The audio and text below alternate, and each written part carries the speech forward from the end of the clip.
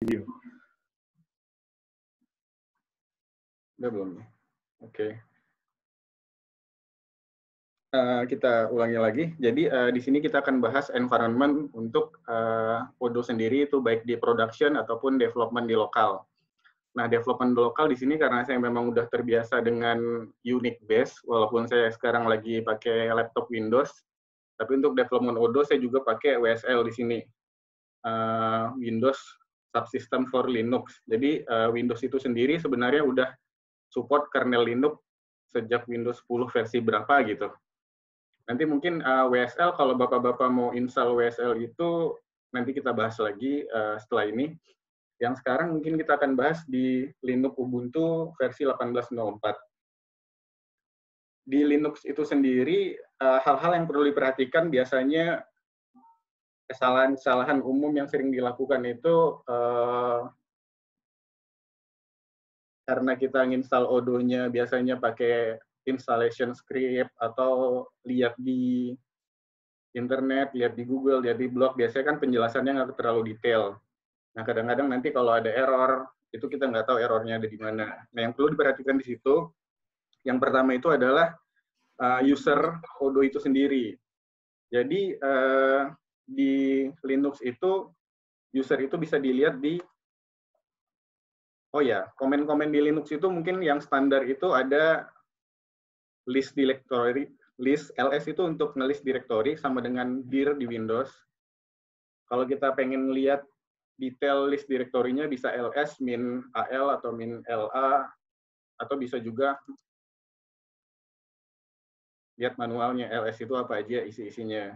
Nah, di sini bisa dilihat itu kalau di Linux itu, kalau mau lihat manual, ketik aja man, terus komennya apa. Nah, di situ nanti kelihatan, ini komen untuk apa aja. Karena di Linux user manualnya itu ada di man semua. Nah, komen-komen dasar di Linux itu salah satunya ada ls untuk melihat directory. Tapi kalau di sini directory yang depannya angkanya titik itu nggak akan kelihatan kalau di ls. Tapi kalau kita mau ngelihat semuanya, kita harus ls min al. Baru kelihatan, di sini ada kelihatan pemilik direktorinya siapa, grupnya apa.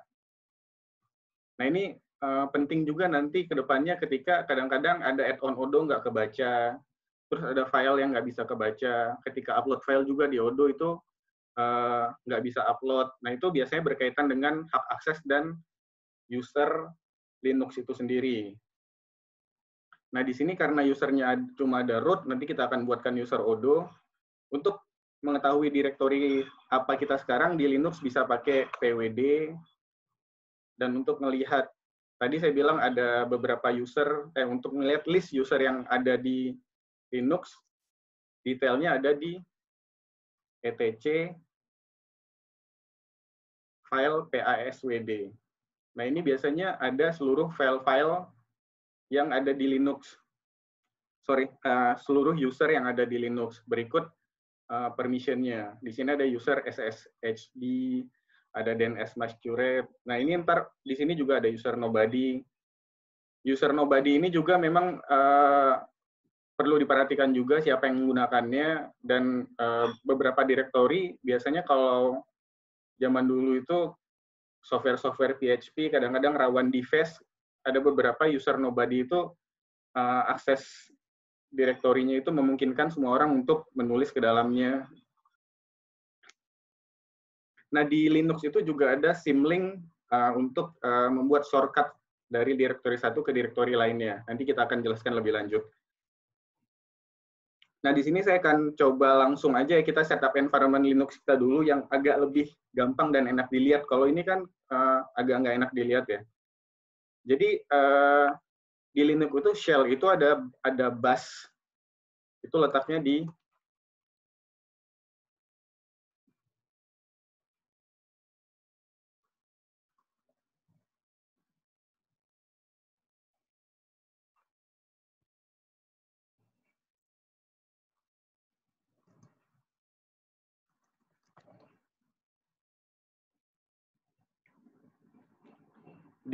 user bin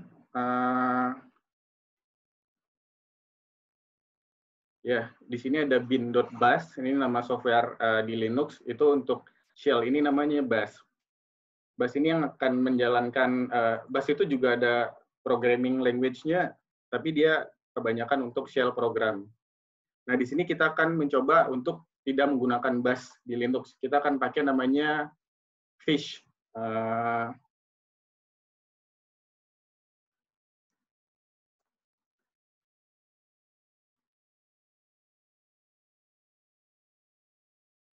Jadi myfish ini dia ada autocomplete di shell-nya. Jadi nanti Bapak-Bapak kalau ini yang udah jadi ya, misalnya Bapak ls, nah udah keluar min al, cd, mau ke direktori mana, nah nanti dia tinggal autocomplete, Bapak tinggal pilih yang mana aja, dan ada banyak, tampilannya juga lebih bagus, dan kalau Bapak masuk ke, bisa searching juga, kalau masuk ke home, yang ada git-nya misalnya, Bapak misalnya masuk ke direktori Odoo 13 yang ada git-nya. Nah, nanti kelihatan di sini ada perubahan atau enggak di git.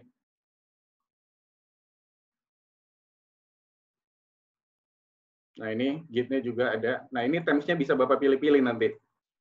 Jadi untuk biar agak keren aja, shell kita akan rubah dulu. Dari bash kita akan pakai fish. Dulu saya pakai ZSH, tapi secara performance fish jauh lebih cepat, makanya saya pindah ke fish. Nah, untuk instalasi fish itu cukup mudah. Jadi yang pertama Bapak harus install Git dulu sebenarnya, karena dia akan download dari GitHub, jadi harus ada Git-nya dulu. Yang kedua, Bapak harus pastikan udah ada CURL. CURL itu sama dengan widget kalau di Linux buat nge-get directory atau untuk nge-download file.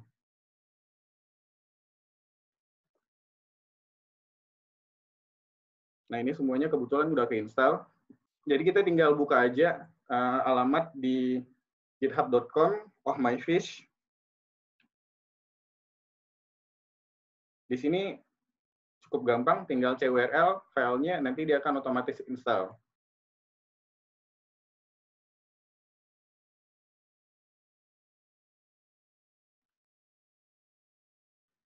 Install dulu fish-nya berarti.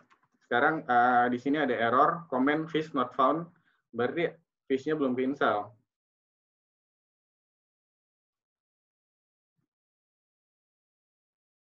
Nah, sekarang fish-nya udah keinstall.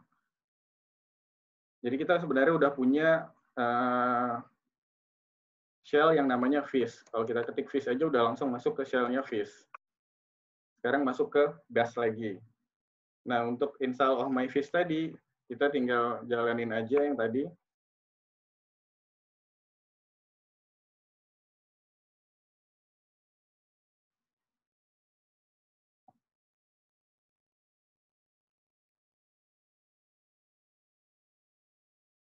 Karena udah pernah diinstal, jadi dia ada error.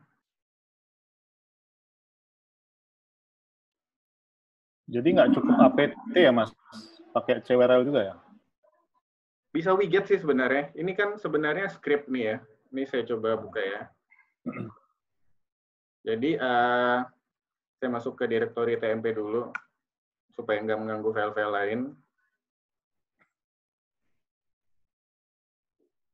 Ini ada get.of.my.fish.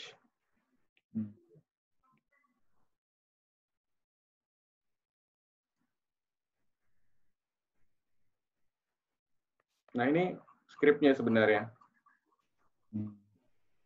Jadi kalau kita cek di sini,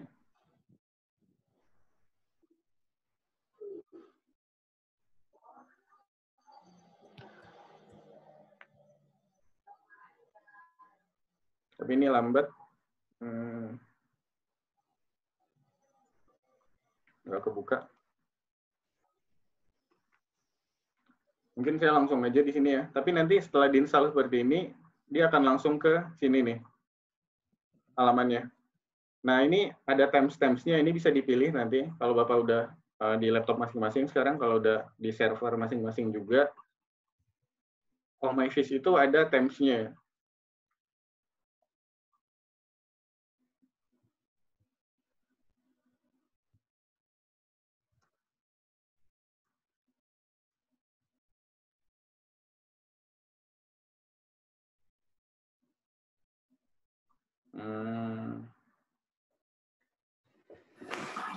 Nah, ini temps yang ada previewnya.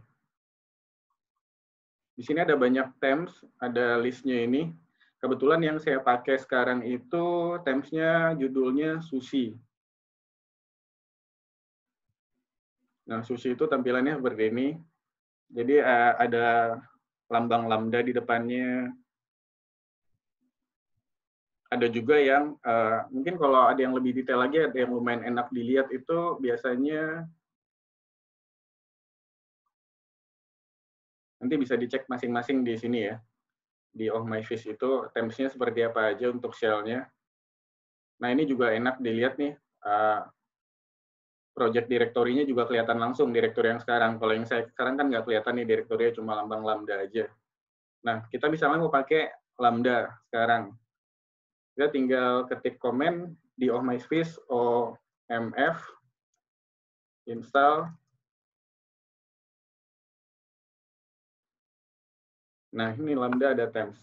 Jadi dia bakal update temps si lambda itu. Nah, sekarang udah berubah. Sekarang kita ada di root localhost di TMP. Jadi udah berubah seperti ini sekarang tempsnya. Kita balik lagi ke direktori awal tadi. Ini home kita. Nah, untuk instalasi Odoo itu sendiri, kalau kita udah masuk ke sini, yang pertama harus kita siapkan itu apa-apa aja package yang dibutuhkan Odoo.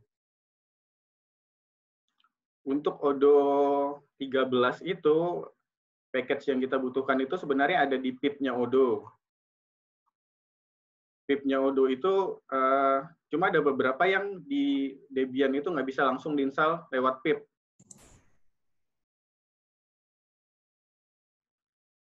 Mungkin nanti bisa dilihat di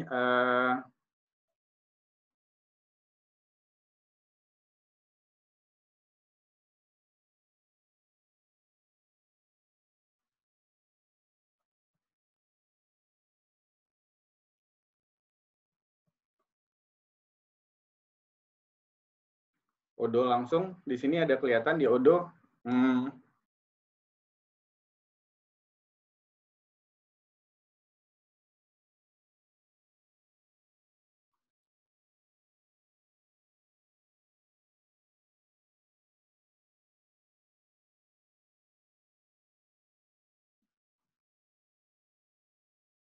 Nah, ini ada dependensi yang harus kita install. Karena ini dibutuhkan untuk pip-pip itu supaya bisa install kayak libxml2.dev, libxlst.1.dev. Nah, ini kalau tanpa ini diinstal, nanti pip di Python-nya nggak akan bisa install. Jadi kita coba install dulu dependensinya.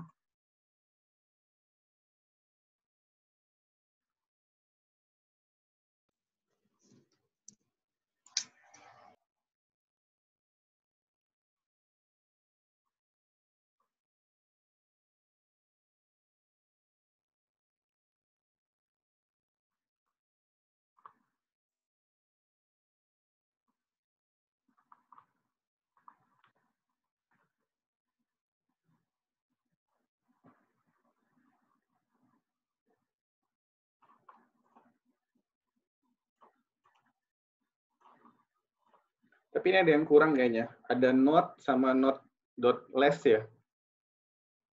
Nah, Odoo itu installnya lewat npm. Tapi kita nggak perlu install lewat npm. Nanti kita akan install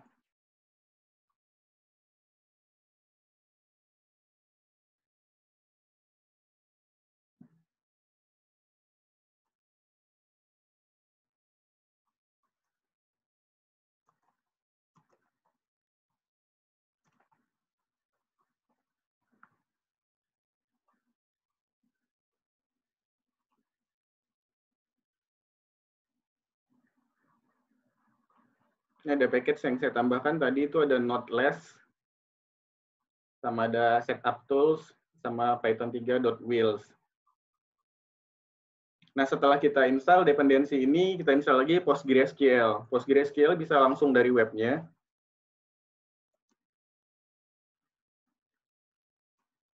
Kalau Odoo versi 12 dan 13 itu udah support PostgreSQL yang versi 12 yang latest. Ada banyak perubahan juga di performance. Itu bisa kita install juga. Nah, kita bisa cek di webnya PostgreSQL. Di sini kita pakai Ubuntu. Nanti dia akan tulis di sini Ubuntu versi berapa? Versi 18.04. Nah, di sini kita harus buat dulu file repository ini di repository Ubuntu. Kalau Ubuntu untuk repositorinya itu ada di etc apt.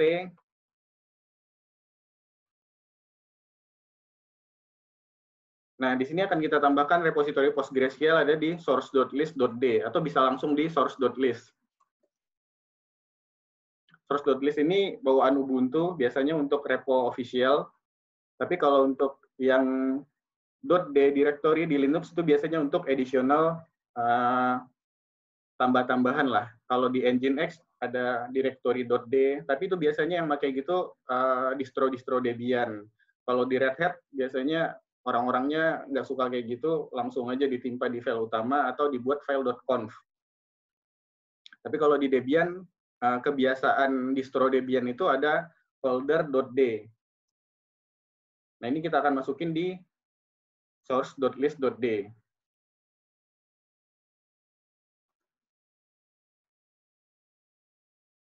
Kita buat filenya pgdg.list.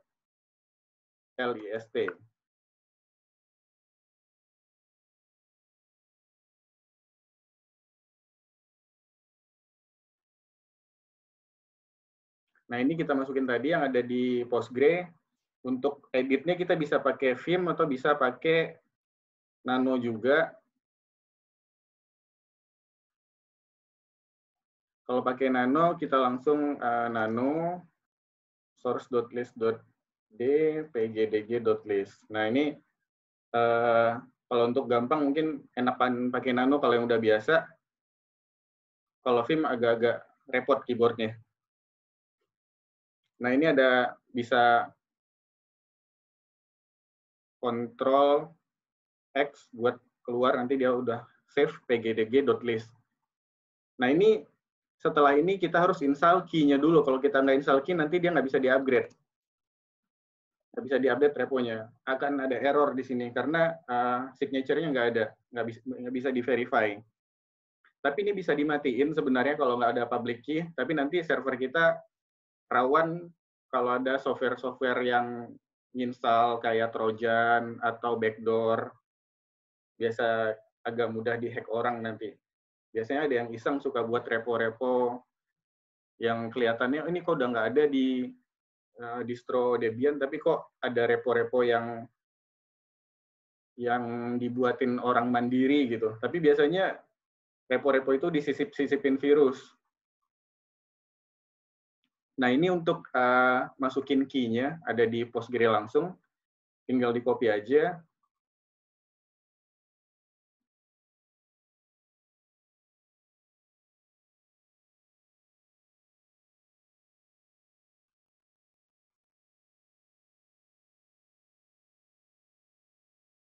Nah, ini udah masuk. Setelah itu langsung kita apt update. Untuk update list dari repository tadi. Karena kalau belum masuk repository, dia nggak bisa install. Kalau udah root, nggak perlu pakai sudo. Nah, ini udah masuk ke PostgreSQL reponya. PostgreSQL itu package-nya apa aja? Di sini ada. Yang di sini PostgreSQL 11, client 11. Yang kita butuhkan untuk Odoo itu ada sebenarnya PostgreSQL Server Dev 11, PostgreSQL Client 11, dan PostgreSQL 11. Ini optional, bisa kita install, bisa enggak. Biasanya nanti ada kalau untuk pakai kayak GIS, nah itu biasanya butuh libpq dan ada beberapa package-package lain yang butuh ini. Tapi untuk amannya kita install semuanya aja. Kalau install dari sini biasanya ini udah jadi dependensi. Kita coba ya. Di sini kita akan pakai PostgreSQL versi 12. Tinggal diganti aja nih sebenarnya 12. Di sini saya nggak tahu kenapa nggak ditulis sama Postgre-nya. Ini udah ada rilis 12.2 harusnya. Nah, ini kita install 12.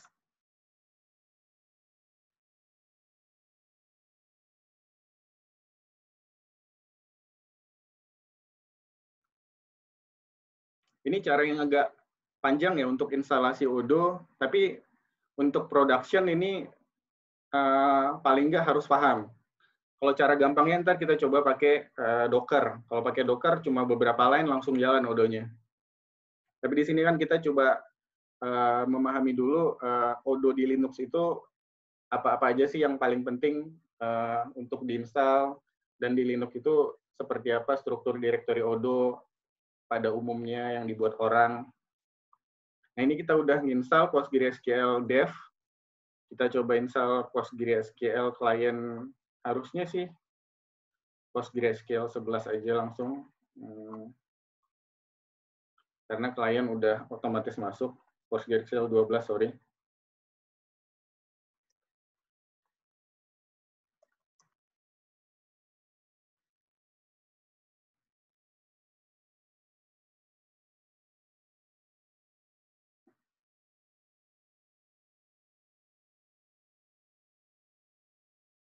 Nah, untuk memastikan PostgreSQL-nya udah jalan, mungkin bisa di PG, ada di, kalau Debian ada namanya PG LS Clusters. Nah, ini udah online, di port 5432. Untuk melihat port-port yang sedang jalan, di Linux itu bisa pakai netstart. Nah, ini ada port 5432 yang udah kebuka. Nanti kalau Odoo-nya jalan ada di port 8069 udah kebuka nanti. Kalau Nginx ada di port 8080. Untuk PostgreSQL mungkin tahap setelah itu kita tuning standar yang ada script pgtune sebenarnya untuk standar tuning. Tinggal kita masukkan aja spek server kita di sini. Di sini kita punya 2 RAM, 2 core, RAM-nya 4 GB. Kita tinggal masukkan di sini versi DB-nya, OS-nya. Nah, untuk Odoo biasanya pakai online transaction processing system karena ini akan mempengaruhi jumlah share buffer sama wall size-nya nanti. Kita tinggal tulis ya RAM kita berapa, CPU kita berapa, rata-rata koneksi di sini butuhnya berapa. Mungkin 100 cukup, kita generate. Nah, ini kita copy. Nah, ini untuk standar tuning yang diisi untuk kalau belum kompleks DB-nya ya. Kalau udah kompleks nanti transaksinya udah besar, nah itu ntar ada tuning di level OS, ada juga tuning di query, ada banyak yang harus kita tuning. Tapi untuk standar awal instalasi, ini aja di copy, lalu kita masukin di PostgreSQL, dia punya folder etc PostgreSQL 12.main. Di sini ada file namanya postgresql.conf. Kita pakai nano aja, mungkin biar lebih gampang nanti di sini buat nulisnya. Nah, ini kita akan tuliskan, ini sebenarnya dia udah punya nih, min wall size, checkpoint completion target. Nah, kalau kita coba find, min wall, nah ini ada min wall size. Tapi kalau kita taruh di paling bawah, dia akan override.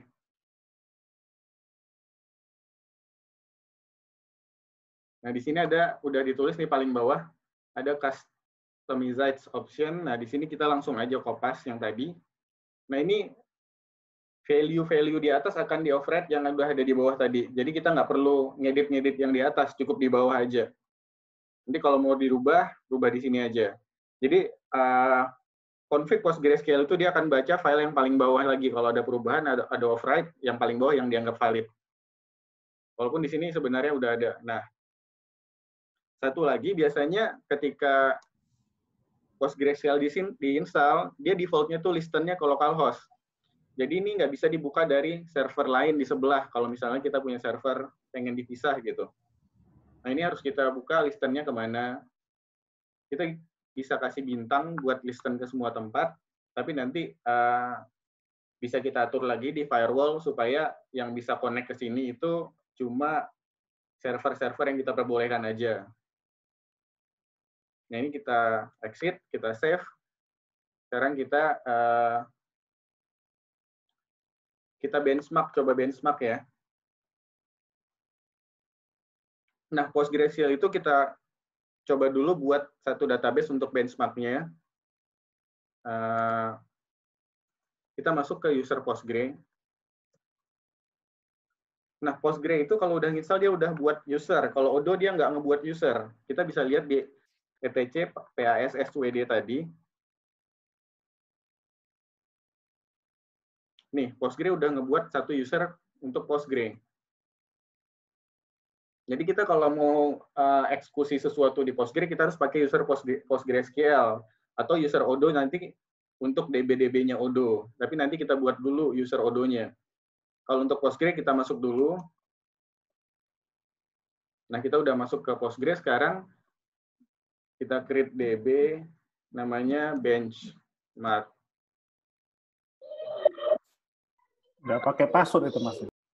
Nggak pakai password. Kalau pakai user Postgre itu dia super user, kayak root gitu. Kecuali kita pakai user Odo ya. Saya coba buatkan satu user Odo di sini misalnya, saya masuk ke user Postgre dulu.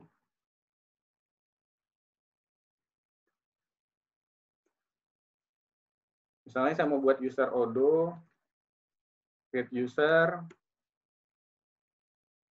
Odo. Nah ini dia mau kita kasih password apa Odonya? Passwordnya Odo juga ya? Apa 123 aja ya? 123. Nah kalau ini, misalnya saya PSQL min U Odo min L. Saya mau lihat DB yang sekarang, sorry, min H. Saya mau lihat DB yang sekarang. Nah dia minta password. Kalau kita masukin password 123, dia akan list semua DB yang ada. Tapi kalau kita pakai user Postgre, dia nggak perlu password lagi. Tapi user Postgre ini nggak bisa dipakai remote, kecuali nanti kita buka akses remote-nya. User Postgre cuma bisa diakses dari server. Nah, kita udah buat user Odo tadi ya. Nah, kita coba, ini servernya belum kita restart. Sebelum kita pakai pgtune, kita coba benchmark dulu nih. Saya masuk lagi ke user Postgre. Kita coba buat dummy data ya. pg bench. Kita buat inisialisasi, kita buat skala 50, nama DB-nya tadi benchmark ya.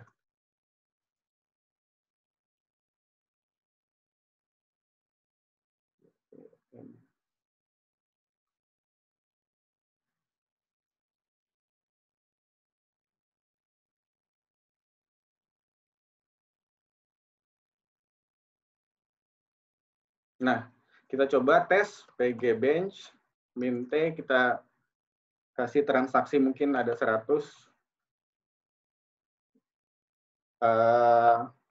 time-nya 100, sorry. Koneksinya ada, time-nya 60 detik ya, kali 60 detik. Koneksinya ada 100 koneksi ke benchmark. Nah, kita coba tunggu 1 menit. Hasil benchmark sebelum kita tune dengan pgtune dan sesudah nanti akan kelihatan di sini. Ini database sampelnya skalanya 50 ya, ini ada min S itu untuk skala 50.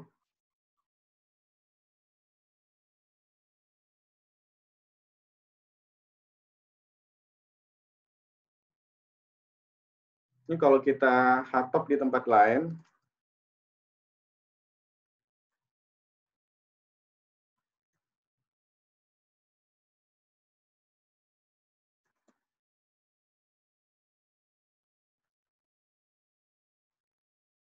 Nah ini full resource yang kepake.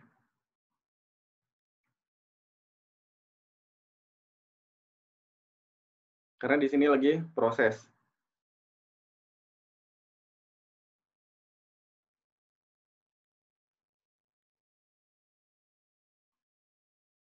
Nah, ini ada TPS-nya itu 1270 transaction per second, latensinya 78,716 ya.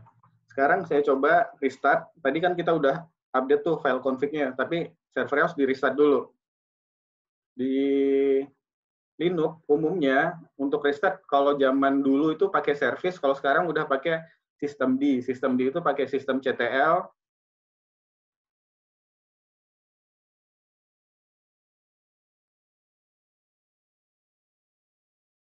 Ini ada langsung komennya bisa restart PostgreSQL.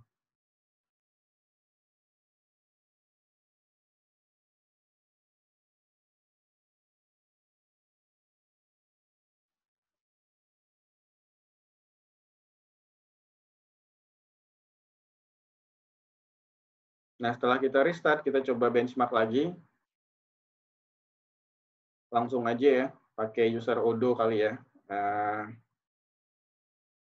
Biar nggak masuk-masuk sana, pg bench, min p, 60, min s, 100, min u, Odo, min l.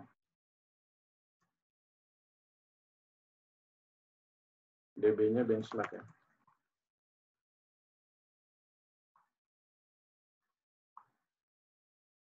Kita belum buka untuk soket. Sorry.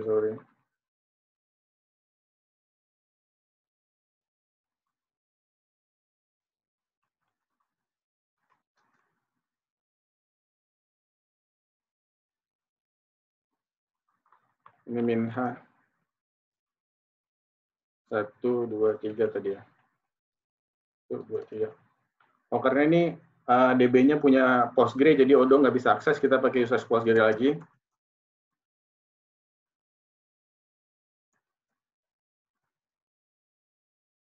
Kita langsung aja. Nah, kalau kita bandingkan tadi di sini ada 1270 TPS. Ini 78 TPS harusnya lebih cepat setelah kita pakai PGTune yang ada di sini. Biasanya kalau nggak lebih cepat ya berarti ada servernya mungkin perlu tuning karena masih kecil, atau memang ada beberapa defaultnya Postgre dia udah ditune lebih bagus daripada di sini untuk server skala kecil. Untuk skala besar itu nanti kita ada tuning di kernelnya untuk menyesuaikan pages yang dipakai dipakai oleh Postgre-nya sendiri. Ada banyak cara lah untuk tuning di Postgre nanti. Tapi ini untuk standar install awal mungkin kita pakai standar dulu. Ini jadi 1271 ya, cuma naik dikit, cuma naik 1 ya dari yang sebelumnya. At least nggak berkurang lah. Ada scaling faktornya 50, kliennya 100, thread-nya 1, durasinya 60 detik. Transaksi yang keproses ini 76.510, ini 76.586. Tapi ini karena servernya kecil, jadi tuning itu nggak terlalu pengaruh di sini. Karena ini kan servernya RAM-nya cuma 4 GB, udah sama kayak laptop lah. Udah default-nya Postgre itu sebenarnya emang udah buat segitu. Tapi nanti bisa dicoba tuh kalau dengan server yang RAM-nya 16 GB di atas 8 GB, biasanya perbedaan di sini signifikan.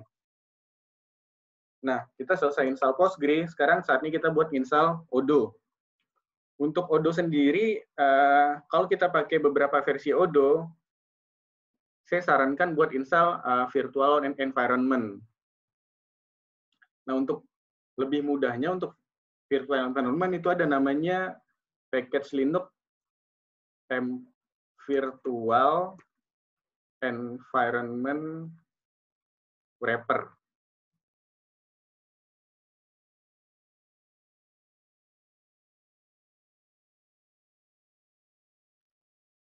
Nah, ini kita bisa install supaya nggak bercampur aduk antara environment package-package Python kita. Karena kan di Odoo itu ada Odoo 11, 10, 11, 12, 13, 10 itu pakai Python 2, 11 sudah Python 3, tapi package-nya beda-beda. Dia pakai, misalnya dia pakai PsychoPG versi berapa, di versi 13 PsychoPG-nya berubah gitu. Nah, itu nanti bisa error kalau kita taruh di environment yang sama. Nah, di sini kita coba install dulu. Di sini ada pip install virtual environment wrapper. Kita coba aja ikutin.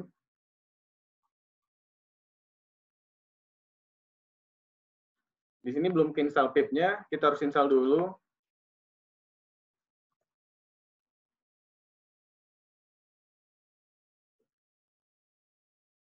Berarti ini pip 3 ya.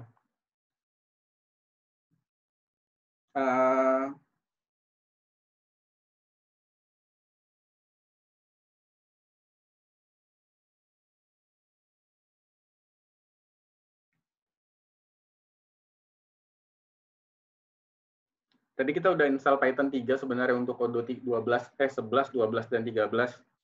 Sebenarnya udah ada pip 3, tinggal kita rubah aja komennya. Tapi karena di sini pakai pip 2, kita coba sesuaikan dengan pip 2 dulu ya.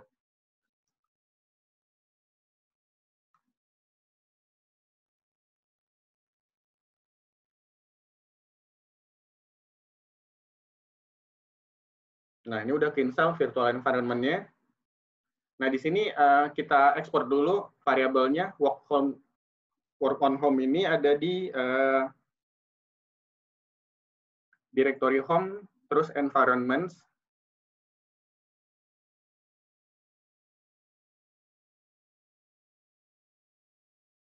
Kita tinggal buat directory baru.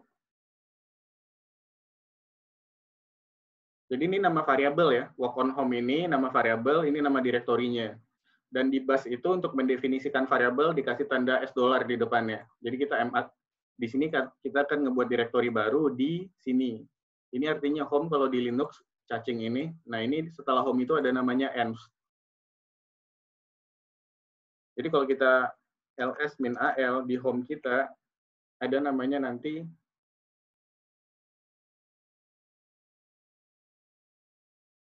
env harusnya.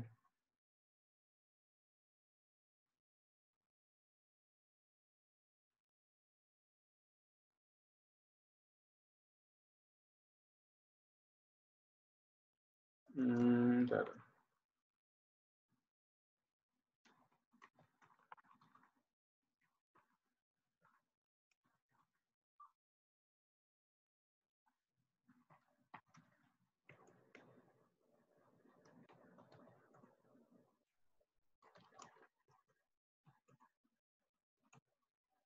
Ini udah ada sih. Kita sekarang lihat ini ada dia nginstall di user local bin virtual env-wrapper.sh. Biasanya berubah-berubah nih lokasinya nih. Tapi coba kita cek dulu.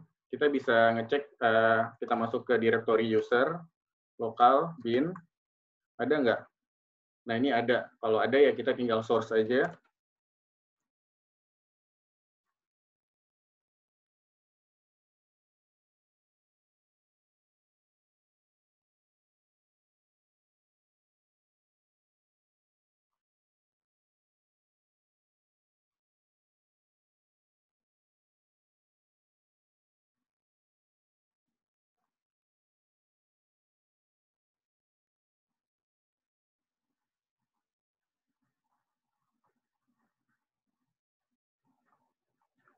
Saya coba pakai ini ya. Pakai bus. Bisa jadi fish-nya yang error.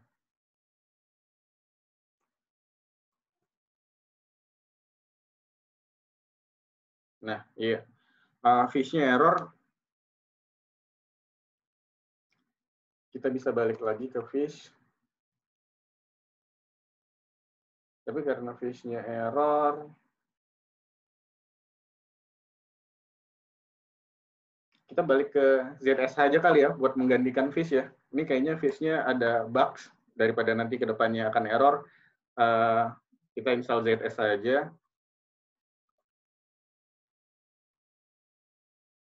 ZSH juga punya package mirip Fish, namanya Oh My ZSH. Kalau tadi Oh My Fish, kalau ZSH saya udah pakai bertahun-tahun nggak ada error. Karena Fish ini baru dan cepat, saya cobain, ternyata ada masalah ya. Nah ini udah dari zaman dulu, dari saya kecil pakai Linux, saya pakai ZSH. Tapi memang lebih lambat dia daripada Fish.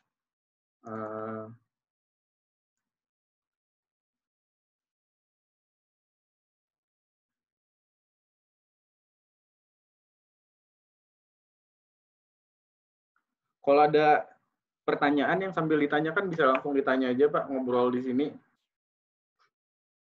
Nah ini udah masuk ke ZSH. ZSH itu enaknya kita lebih leluasa buat ngeset environment variable. Di Linux itu, kalau kita masuk ke direktori utama, ada namanya .file. Kalau di bash itu ada namanya bash.rc. Kalau di ZSH ada namanya zsh.rc. Nah, ini akan dijalankan ZSH pas pertama kali dia diinstal.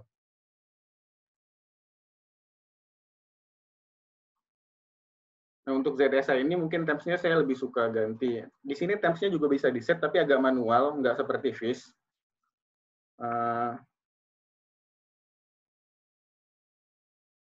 Kita ganti, ini ada di webnya ZSH sendiri, di GitHub bisa dilihat nanti.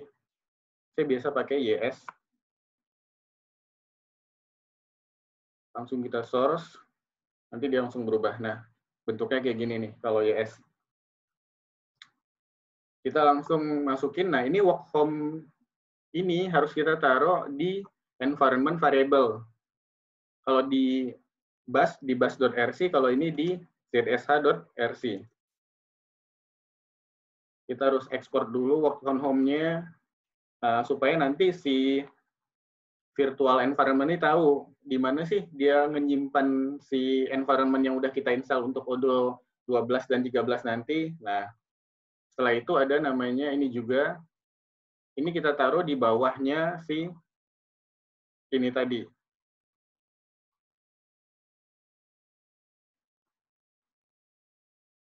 Kita source lagi, ketika ada perubahan di zsh.rc, zsh.zshrc, harus kita source ulang supaya dia nge-load lagi datanya.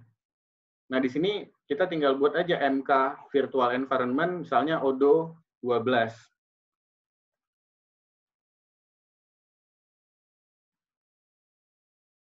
Sorry, ini dia pakai Python 2. Kita rubah Python-nya nanti, ini saya rubah dulu, saya rm environment.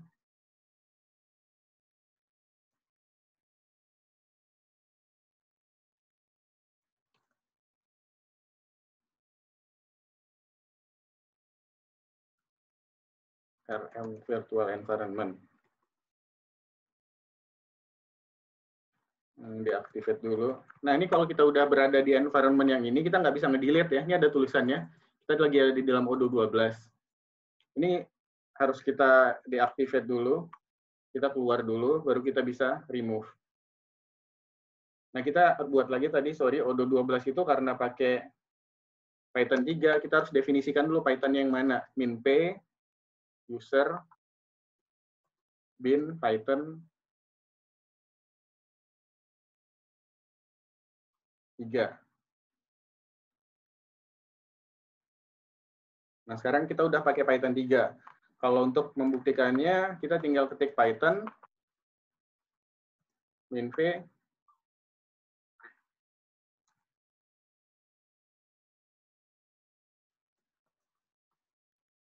-369. Kalau kita keluar dari environment ini, Python 2. Jadi kita masuk lagi ke, nah untuk masuk ke dalam Odoo 12 tadi, kita cukup tulis work on Odoo 12. Nah, kita sekarang udah berada di shell-nya Odoo 12. Baru saatnya kita install package-package pip dan ngebuat user Odoo. Tadi kan kita belum buat user Odoo untuk Linux-nya. Nah, itu akan kita taruh di OPT biasanya. Ini folder OPT masih kosong. Kita user add dulu. OPT, odo, kita buat user 1.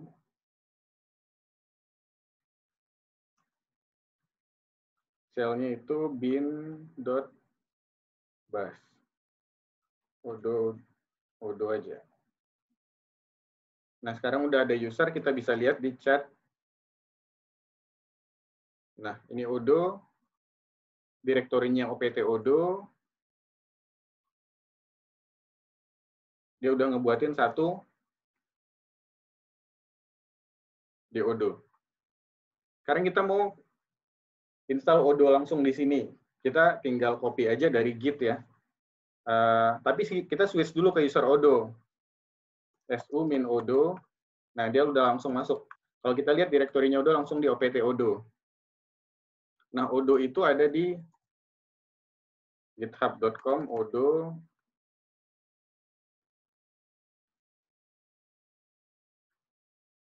Ini kita clone aja langsung. Kalau untuk supaya cepat cloningnya, git clone. Kita tinggal pilih branch yang mana aja yang mau kita download. Ini kita odo 12 tadi ya ini ya. Odo 12. 12.0 single branch.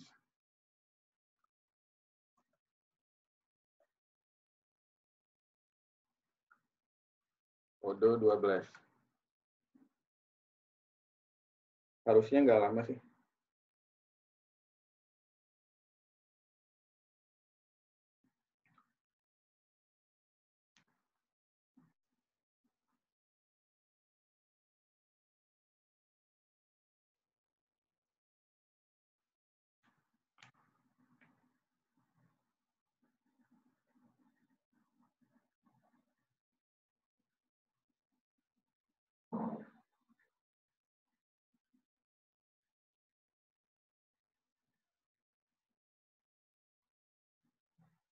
Nah, kita udah ada punya odo 12. Kita clone lagi odo 13 ya. Biar sekalian aja nanti nggak perlu cloning-cloning lagi.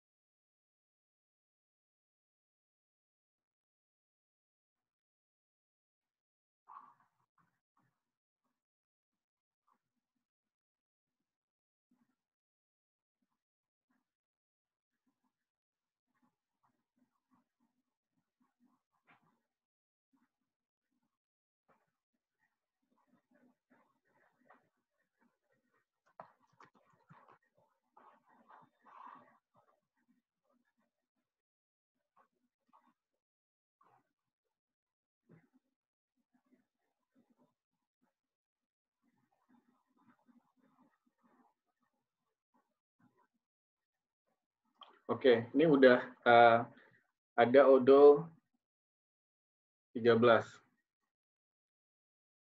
Ini odo 12 dan odo 13 kita install. Nah, kita keluar lagi dari user odo. Kita work on, ini udah 12 ya, environment-nya udah 12. Kita buat satu lagi.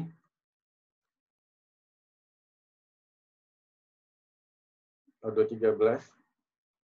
Karena udah 12 dan 13 dependensinya beda, jadi kita buat 2 yang berbeda. Nah, di sini saya coba, kalau kita mau switch ke environment 12 apa 13, cukup work on odo 12 atau 13. Kita balik ke 12 lagi. Nah, kita masuk ke odo yang udah kita download tadi, lewat GitHub. Nah, ini di odo ini ada namanya requirement.txt. Biasanya di Python, di pip itu bisa dibuat kayak gini.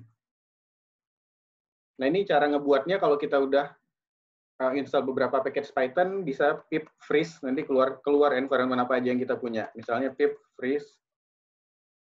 Nah, ini nggak ada apa-apa. Tapi kalau udah kita install, ntar kelihatan. Sekarang kita mau install environment ini di odo 12. Pip install -r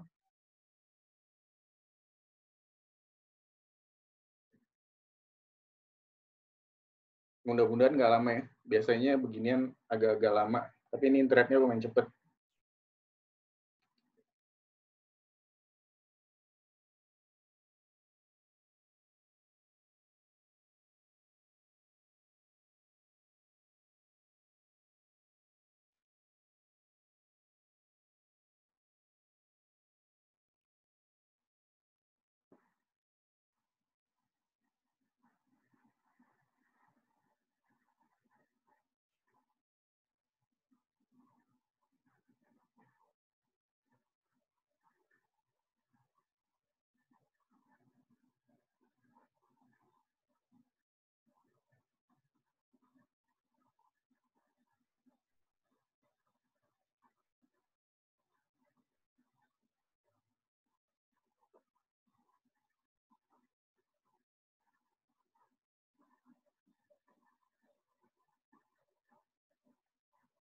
Ini juga tergantung kecepatan servernya ya. Ini karena servernya kecil, jadi instalasinya juga agak lumayan lama karena ada beberapa package itu dia compile source dari C, kayak Gven dan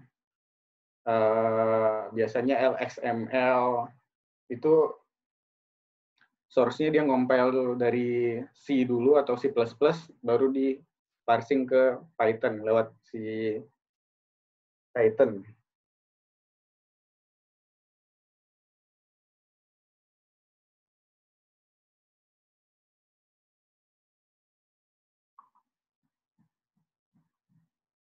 Nah ini LXML juga dia compiling dari source C agak lama jadinya. Jadi ada beberapa package speed memang dia misalnya dari C. Ada beberapa package yang depend-nya ke C banyak itu seperti Pandas. Pandas itu untuk data analitik biasanya dipakai. Atau misalnya teman-teman pakai Odo untuk ngolah array, datanya gede, bentuknya matrix. Nah itu bisa pakai Pandas. Jadi untuk ngolah datanya, dictionary-nya kita nggak pakai dictionary-nya Python, tapi punyanya Pandas. Jadi itu performance-nya jauh lebih cepat di sisi Python. Karena kalau di Odo sendiri kan performance itu bisa bottleneck di database-nya, bisa bottleneck di query-nya, bisa bottleneck di Python-nya juga. Jadi kalau processing-nya lebih banyak, processing data itu lebih banyak di Python, biasanya Python-nya bottleneck. Nah itu perlakuannya beda lagi kita ngaturnya. Arsitektur software kita rubah juga biasanya. Library-nya juga kita rubah.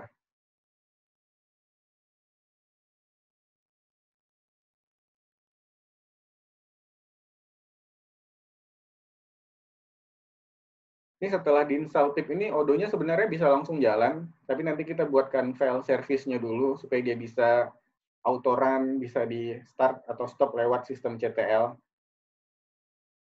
File service Odo itu sebenarnya udah disediain nama Odo di folder Debian, kalau yang basisnya Debian. Tapi untuk CentOS juga kayaknya ada. Nah ini udah install semua. Kalau kita pip freeze, kelihatan nih apa-apa aja yang udah install. Nah, ini package-package yang ada di environment ini. Saya coba ganti sekarang ke Odo 13 ya. Kalau kita pip freeze di sini, sorry. Nah, ini nggak ada apa-apa isinya. Misalnya saya jalanin Odo nih, di sini ini error, karena nggak ada modul namanya Babel. Saya harus masuk dulu.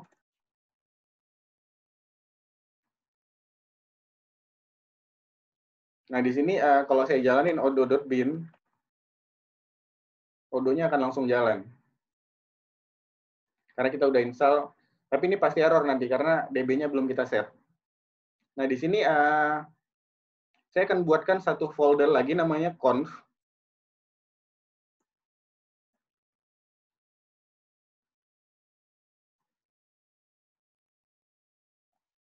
Odo conf. Karena ini root yang buat, saya harus ngerubah lagi nih. Karena folder conf ini punyanya root pasti sekarang. Coba kita cek ya. Nanti nggak bisa diakses sama Odo. Nah, ini punyanya root, grupnya root. Untuk mengubah direktori di Odo, ownernya siapa, kita tinggal ch own, change ownership, artinya di Odo, min r, rekursif. Kita ganti aja punyanya Odo, dan grupnya terserah Odo atau siapa, opt,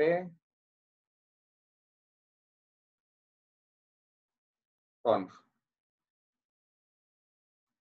Kalau kita ls-al lagi, ini udah jadi punyanya Odo sekarang.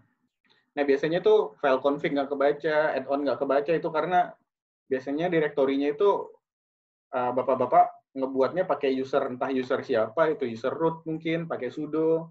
Jadi yang punya direktorinya bukan Odo, jadi Odo nggak bisa ngebaca. Nah, kita juga bisa buat lagi add-ons ya. Add-ons 13 misalnya. Kita ch on lagi. Nah, sekarang ini punyanya Odo semua. File config tadi saya copy dulu. Kalau di Linux itu copy itu cp, nama direktori awal misalnya. Tapi semuanya bisa di tikman ya nanti ya. Gimana ininya. Nah, ini copy directory, cp, copy files and directory, option, source-nya sama tujuannya, destination. Nah, saya mau copy yang di folder Debian punyanya Odo. Di Odo itu saya langsung aja di list aja ya. Odo 12, Debian. Ini ada beberapa file yang udah disiapin Odo sebenarnya buat kita. Yang pertama odo.conf. Nah, ini config standar Odo. Terus ada odo.service.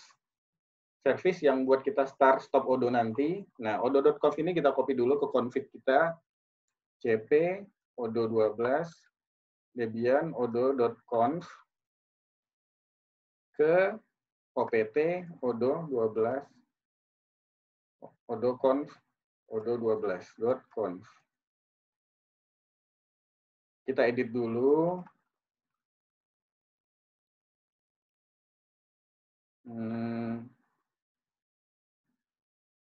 Nah, ini hostnya tadi kita di localhost. Portnya juga kita false aja, nggak apa-apa kalau masih belum dirubah. Usernya Odo, passwordnya dia 123 ya. Add-on path-nya, sini kita rubah juga. Add-on path-nya Odo 12 tadi itu ada di opt, Odo 12,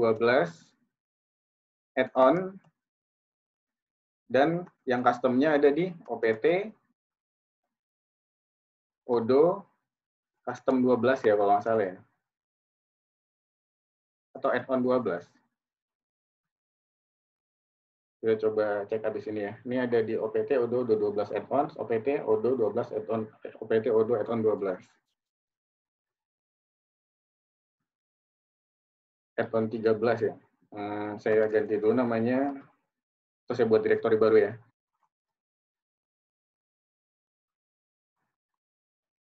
Kalau kita mau merubah semua direktori ini jadi punyanya Odo, misalnya banyak nih yang harus dirubah, bisa pakai bintang ya. ch-on, min-r, Odo, ini semua yang ada di opt, Odo. Nah, itu semua yang ada di sini berubah. Jadi kita nggak perlu nulis Odo 13 dan Odo add-on 12.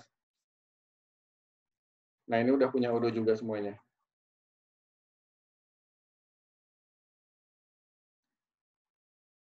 Sekarang kita coba jalanin Odo-nya.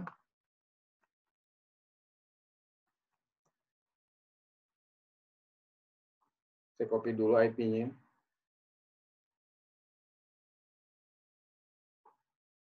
Saya jalanin manual dulu.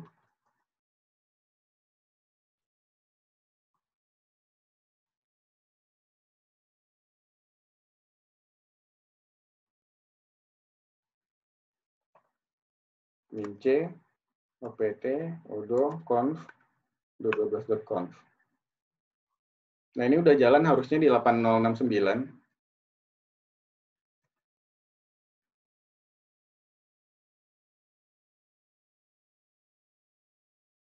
Nah, kita tinggal buat, ini odo 12 ya. DB name-nya odo 12, emailnya admin, password-nya admin. Kita coba sampai dia berbentuk Odo. ada error atau enggak.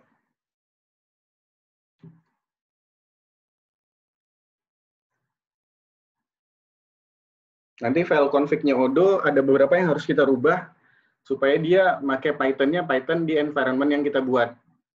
Karena kalau enggak dia bakal pakai Python default-nya yang ada di Linux.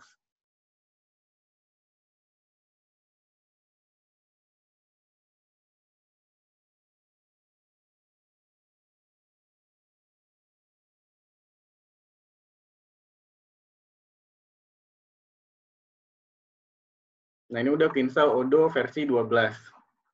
Untuk versi 13, langkahnya juga sama ya. Mungkin kita nggak perlu demoin, kita habis ini langsung buat file service-nya aja. Habis itu mungkin ada tanya-jawab, atau ada yang permasalahan apa. Untuk Nginx-nya mungkin kita bisa lanjut di besok-besoknya juga sekalian. Ini saya stop dulu. Nah, kita sekarang mau copy file yang ada di Debian. Namanya odoo.service. Kita lihat dulu isinya ya. Di sini dia eksekusi user bin Odoo. Nah, ini harus kita rubah ini pakai environment-nya Python kita tadi, bin config-nya ini file log-nya ya. Nah, log file-nya juga kita harus buat nih directory Odoo di sini. Nanti kita mkdir min p var log Odoo. Kita kasih owner-nya juga ke Odoo. chown min r Odoo. Supaya nanti Odoo bisa nulis log di sini. Nah, ini kita rubah dulu ya filenya. Tadi kan kita punya Python untuk Odoo 13 itu ada di directory home env ya. Env Odoo 12 bin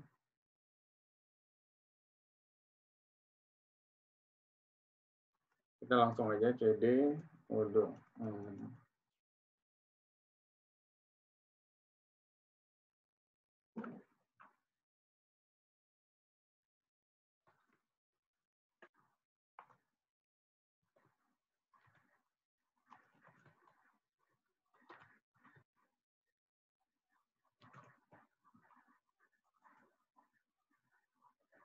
Nah, kita pakai Python yang ada di sini.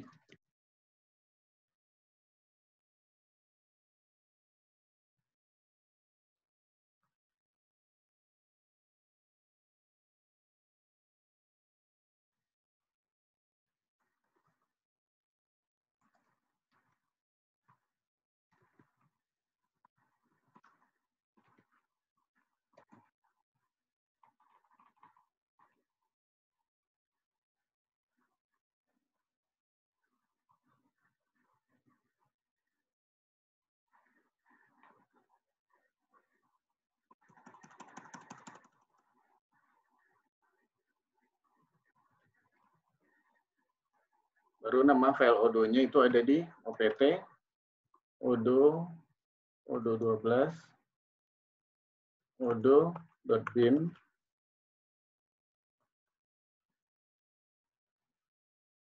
Config-nya ada di opt Odoo conf Odoo 12.conf. Ini saya panjangin biar kelihatan.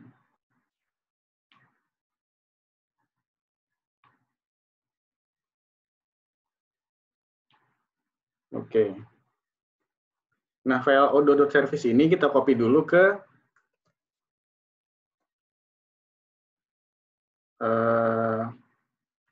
sistem.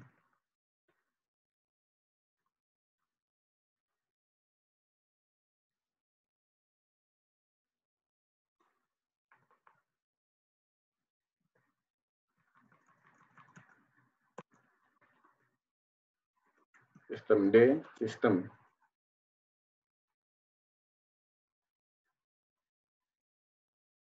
Tar.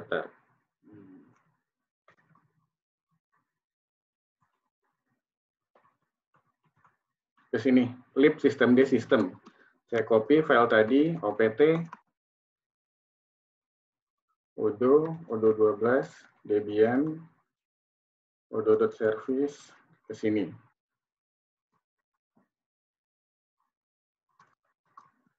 Kalau kita mau cari file sesuatu, tinggal di grab aja ya, namanya odo. Nah, ntar kelihatan, oh, service sudah ada.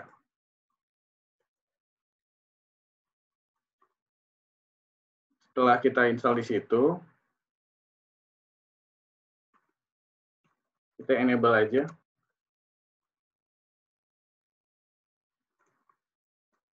Setelah itu kita start aja. Nah, ini ada permission denied.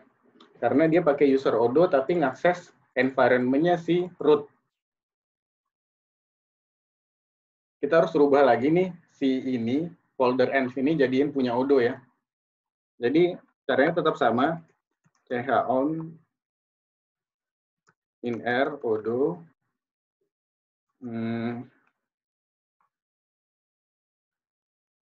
Itu root env ya.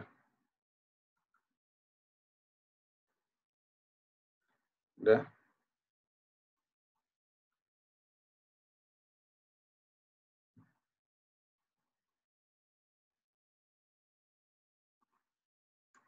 Sorry.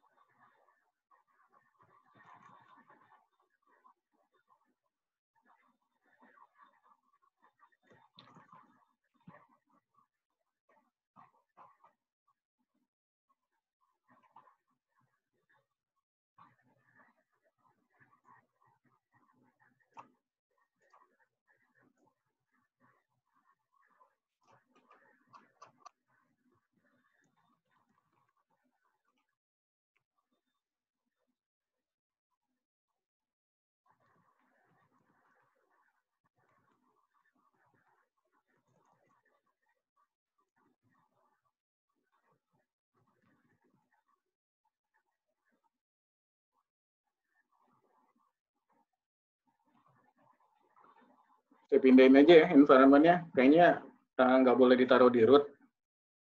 Ini tadi udah terlanjur pakai user root dari awal. Cara ngerubahnya, kita taruh di home-nya odo aja ya.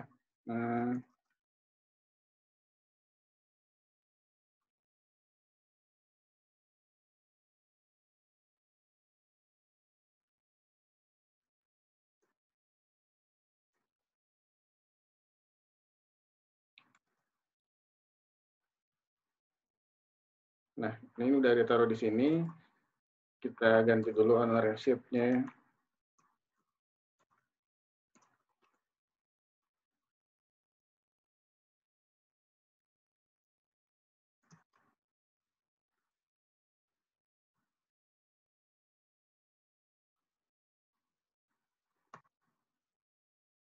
Kita coba pakai user odo lagi.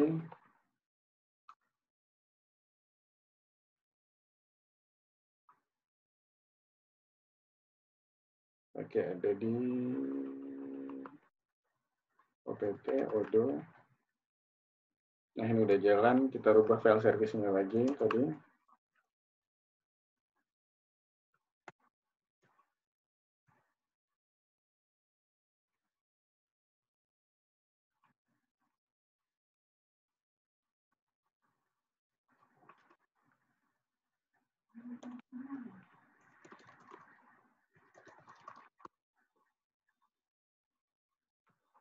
Ini karena ada pergantian isi filenya, harus kita reload dulu.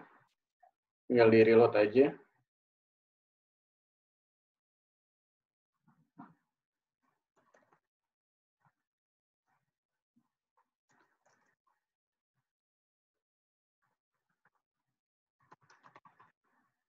Nah, ini odonya udah jalan.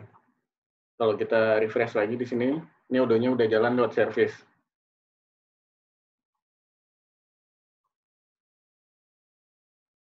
Nah, ini odonya juga udah auto start ketika kita tadi sistem CTL, enable Odoo,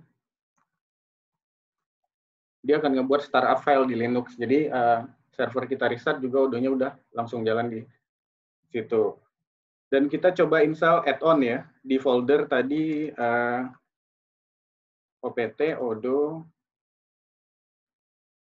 add-on 12 ya. Nah, ini masih kosong. Kita coba masukin salah satu add-on yang ada, misalnya apa ya?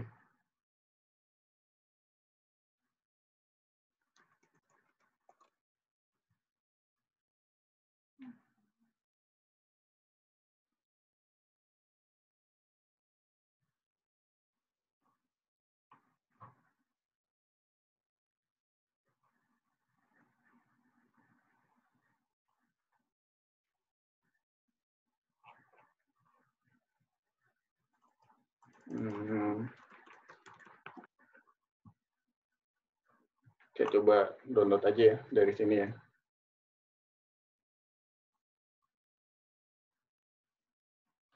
Kita masukin accounting deh, misalnya accounting versi 12 ya.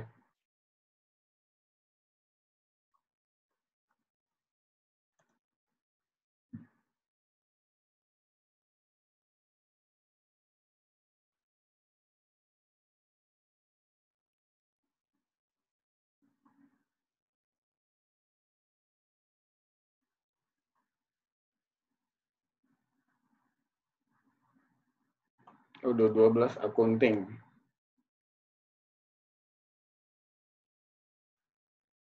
Ini kali ya.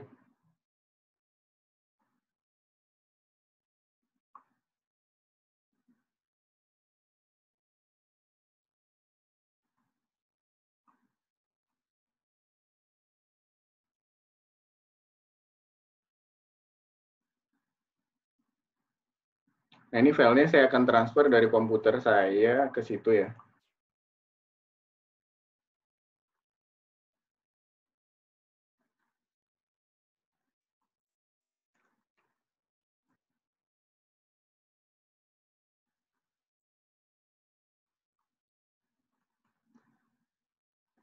Odoo tadi ya.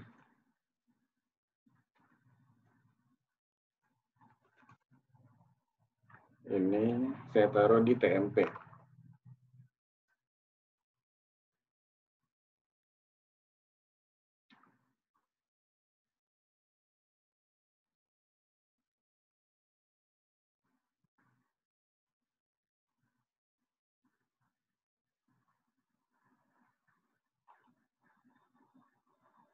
Nah, ini udah ada di folder TMP, kita copy aja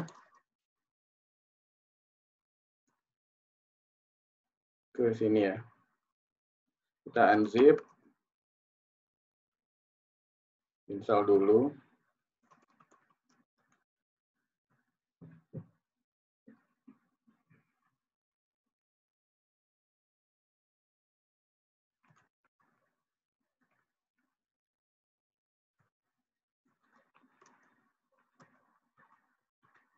Kita delete aja lagi zipnya, udah nggak kepake. Nah, ini ada 3 file ini akan kepake nih buat accounting. Kita tinggal restart aja.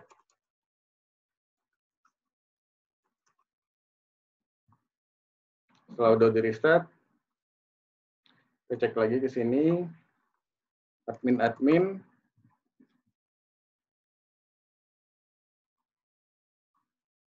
Kita aktifkan dulu technical mode-nya, developer mode.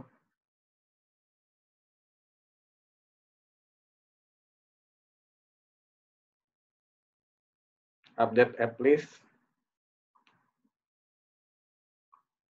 Ini bisa jadi nggak muncul sih tadi karena pakai root ya.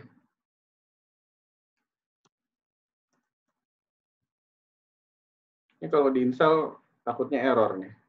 Karena kita masih pakai user root di sini. Nah,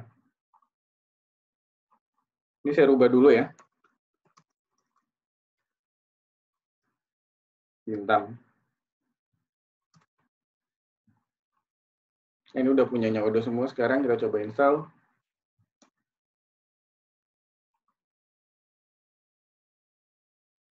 Untuk lognya kita bisa lihat di sini. Tadi kita udah bikin var log odo server.log. Kita bisa tail itu buat ngecek lognya yang sedang berjalan. Nah ini dia sedang ngapain, odonya kelihatan. Kalau ada error nanti di sini kelihatan di lognya.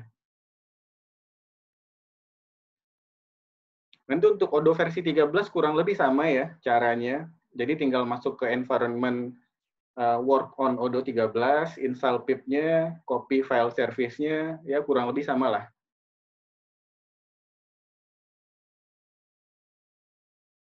Jadi Python yang kita load itu Python yang ada di virtual environment, bukan Python yang ada di OS utamanya. Nah ini ada error, tapi ini cuma file store, jadi nggak terlalu pengaruh.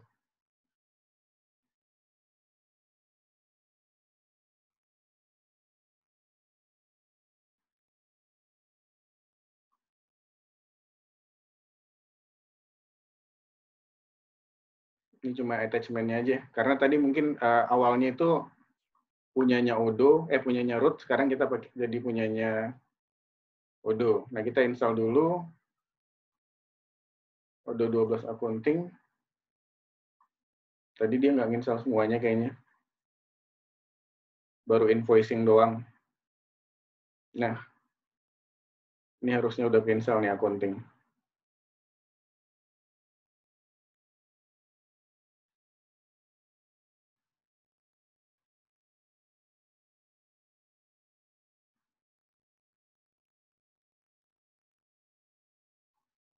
Ini attachment-nya kita bisa buat directory baru ya nanti nih, karena biasanya nih permission-nya nggak ada nih.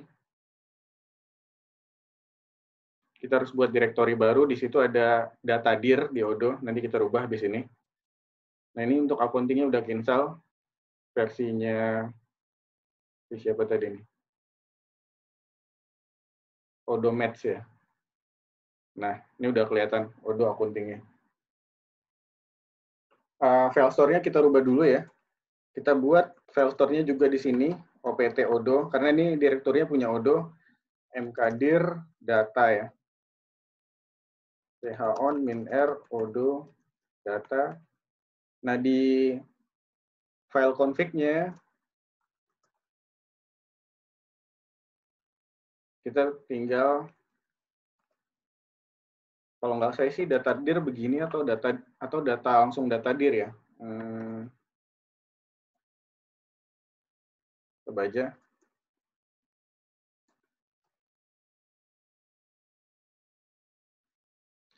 Oh ya, nanti kalau udah Odo 13, file service-nya diganti namanya, nggak boleh sama ya. Jadi misalnya Odo 13 ini kan Odo nih Odo 12. Jadi nanti sistem CTL restart Odo 13. Kalau misalnya mau ada multiple Odo ya.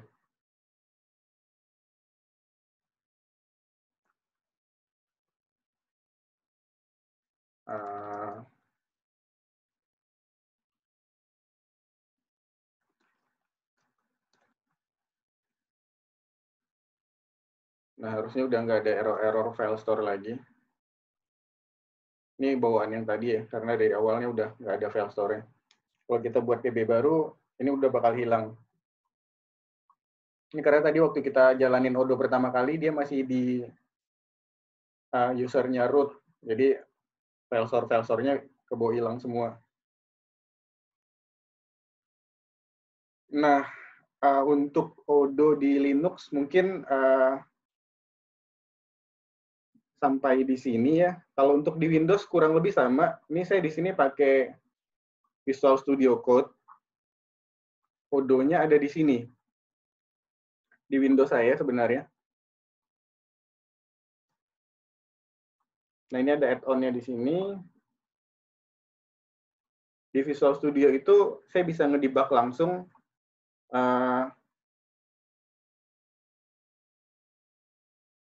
nah ini saya panggil Python-nya ada di mana. Ini Odo 13 bin Python, terus programnya Odo 13 bin. Ini config-nya saya mau pakai config yang mana. Enaknya di sini kalau saya misalnya ngedebug Di sini misalnya saya mau ngedebug Odo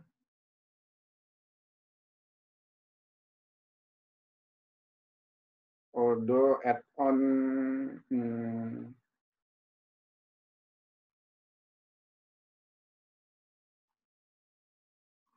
saya misalnya mau ngedebug salah satu file http.py. Jadi saya nggak perlu menulis ipdb nggak perlu pakai ipdb lagi, ipdb.settrace ya. Saya tinggal taruh di sini breakpoint-nya, saya taruh di sini breakpoint-nya. Nanti data-datanya juga kelihatan di sini. Nah, jadi pas di debug udah langsung kelihatan, jalaninnya juga tinggal start debugging, Odonya udah langsung jalan. Dan ini lebih ringan daripada PyCharm selama yang saya pakai. Nah, mungkin untuk di Windows preview aja dulu ya, karena waktunya udah habis. Untuk setup environment-nya untuk development, mungkin besok lagi kita coba yang di Windows. Untuk di Linux, ada pertanyaan nggak? Atau ada yang mau didiskusikan lagi di sini, Bapak-Bapak?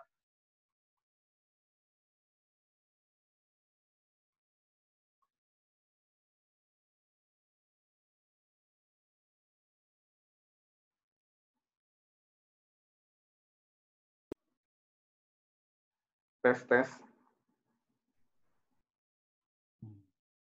Mohon maaf Pak, kalau saya mau tanya Kak, mendingan mana kita tuning Postgre sama kita pakai RDS-nya AWS atau Alibaba gitu Pak? Kalau Bapak, kira-kira usernya berapa Pak? Usernya sih nggak banyak Pak, sekitar 30 user. Cuman transaksinya itu cukup masif Pak. Kalau Bapak ada budget buat pakai RDS sih, bagusan pakai RDS sih kalau menurut saya Pak ya. Karena Bapak selain nggak repot-repot lagi ngecun, kecuali Bapak memang punya dedicated karyawan yang bisa handle Postgre-nya. Karena itu tuning itu kan nggak sekali tune bisa kepake selamanya Pak. Nanti ada penyesuaian lagi ketika data berubah, ada yang harus dirubah lagi. Ketika data bertambah juga ada maintenance lah. Tapi kalau di RDS-nya AWS, maintenance-nya nggak terlalu sulit. Dan memang dia udah auto-tune dari si RDS-nya sendiri. Kalau Alibaba saya nggak tahu. Saya nggak pernah pakai. Kalau AWS saya emang pernah pakai. Untuk sampai data 200 giga saya pernah pakai di AWS. Saya kebetulan pakai itu RDS. Cuman kok apa namanya, CPU-nya penuh mulu Pak. Kita pakai udah yang 16 padahal. Di Makanya, RDS Pak? iya di RDS. Makanya saya pikir apa mendingan kita bikin yang apa namanya, taruhlah yang lebih gedean, tapi apa namanya kita tuning sendiri. Harganya kan jauh, untuk cost-nya jauh lebih murah ya saya pikir. Cuman tune up Postgre-nya sendiri nih, apa namanya, ada kiat-kiat khusus atau gimana gitu nggak ya Pak ya? Untuk sorry Pak, saya barusan balas message di grup kantor. Gimana Pak? Ya, makanya kalau di apa namanya RDS itu kan penuh mulu CPU-nya saya lihat. Saya pakai yang 8 atau 16, kayaknya yang 8 CPU. Cuman Mas penuh terus Pak CPU Postgre-nya itu. 8 CPU berapa RAM-nya berapa Pak? RAM-nya kalau nggak salah sih 16 ini RAM-nya. CPU-nya 8, RAM-nya 16, usernya 50. 50-an, 30 Mbak. Iya. 30-an. Custom-nya banyak nggak di Odo-nya Pak? Cukup banyak sih Pak. Pos sama bagian inventory-nya cukup banyak. Oh, Barcode. memang inventory itu kalau desainnya agak salah sedikit aja memang bakal tinggi load-nya Pak. Karena di Odo itu ada table-table yang makan resource yang besar itu ada di table inventory, ada di table finance. Stock move sama account move kalau di finance. Betul. Kalau saya coba yang dari mana namanya, kursusnya Pak Ahmad Sembiring tuh, Ahmad Dhani, kan direkomendasikan untuk inventory itu yang lotnya banyak ya. pakai store prosedur ya. Cuma kok saya belum berani ininya ya. Apa namanya? Belum berani pakai apa sih namanya? Karena kan itu emang relasinya banyak ya Pak ya. Iya. Jadi Bapak paling di-track dulu Pak. Kalau metodenya Pak Daniel itu Bapak harus profiling dulu tuh query-query-nya apa aja tuh. Jadi Bapak aktifkan log-nya. Nanti kan kelihatan tuh ada beberapa query memang nggak penting dipanggil Odoo Pak. Jadi Bapak tinggal keluarkan query-query nggak penting itu, nanti Bapak masukin ke store prosedur query-query yang untuk bisnis prosesnya tadi. Siap. Berarti apa namanya? Bisa pakai store prosedur atau juga Bapak bisa pakai di Odoo aja, Pak. Bapak bisa buat transaction baru di Odoo, di query manual di Odoo-nya. Kalau memang serem ya, kalau pakai store prosedur kan emang harus langsung di Postgre-nya tuh kita buat prosedur baru. Iya, betul. Nah, itu kalau ada error, ada apa, agak-agak serem. Iya sih, betul. Jadi Bapak kalau mau dites dulu buat query aja di Python, di Odoo, tapi query ke Postgre-nya manual, CR execute. Nah, itu bikin transaction, nanti kalau memang ada error kan dia bakal rollback tuh. Nah, dari situ aja dulu. Kalau udah di situ lancar, baru dimasukin ke store prosedur. Karena memang kalau lewat store prosedur itu Bapak nggak ada bottleneck di jaringan. Iya, betul. Siap. Oke Pak, kalau gitu terima kasih Pak. Ada pertanyaan lagi yang lain atau ada yang mau itu? Mas Rahmat. Yuk. Bisa boleh tanya? Boleh. Itu kalau untuk setting di VS Code-nya itu biar bisa langsung debug gitu, gimana tuh caranya? Agak panjang sih Pak, mungkin kita bahas besok kali Pak, jam 11 Pak ya. Jadi biasanya manual harus di copy dulu di mana gitu. Iya, itu besok juga mungkin kita bahas ini kali ya, untuk debug di environment development. Jadi supaya bisa langsung debug, bahkan bisa ngedebug source Odoo-nya juga. Ya. Jadi nanti kalau kita kasih breakpoint di source Odoo-nya juga bisa kelihatan nih Odoo ngelempar data apa aja sih. Nah, mungkin besok jam 11 kali Pak ya. Oke, siap. Om mau tanya nih Om Rahmat. Iya, kenapa Om Kiki?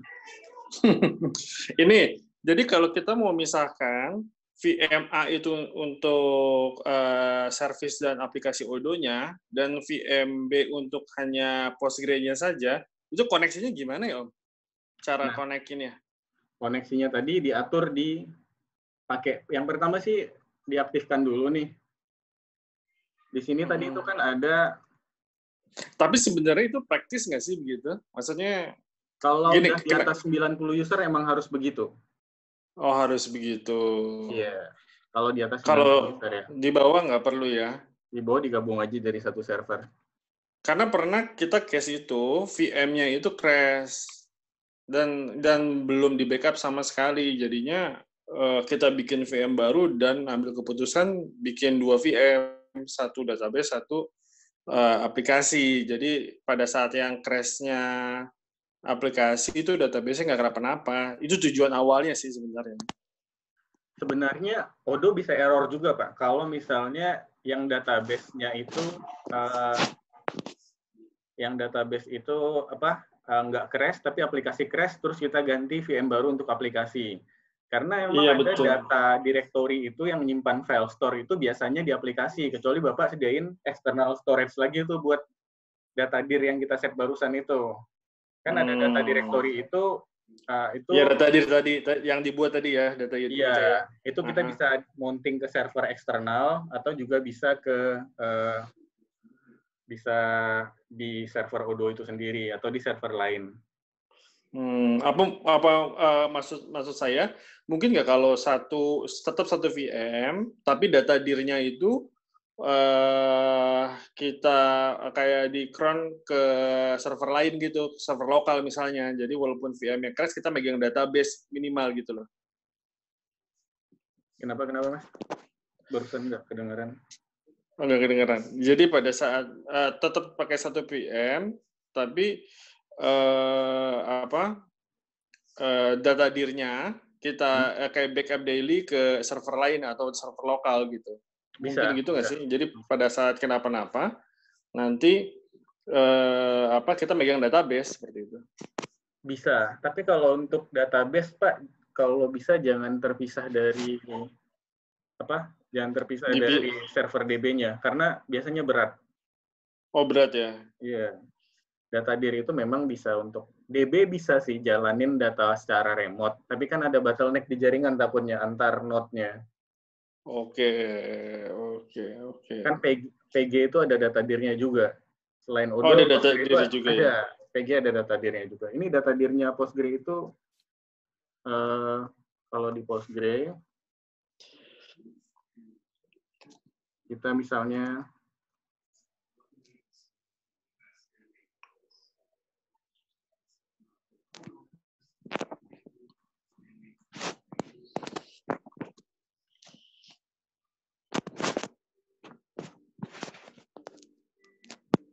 lupa komennya.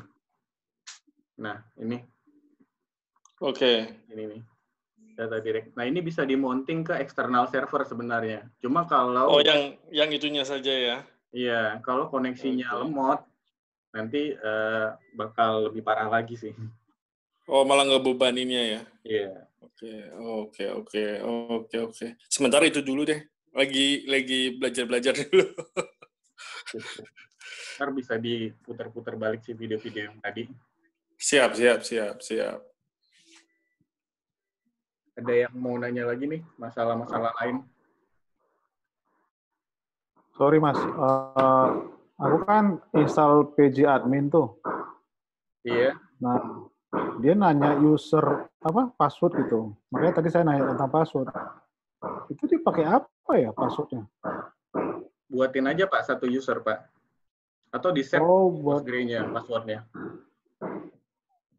Oh iya ya, oke. Create satu user ya. Iya, buat aja satu user untuk PG admin. Kayak saya buat user Odo tadi Pak. Oke. Mungkin pakai user Odo juga bisa kok Pak itu.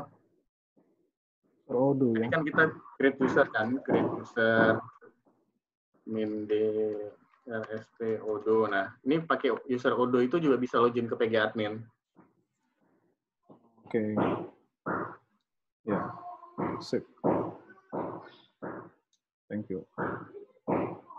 Ada lagi yang mau ditanyakan? Kalau nggak ada, mungkin mau kita tutup dulu nih buat hari ini.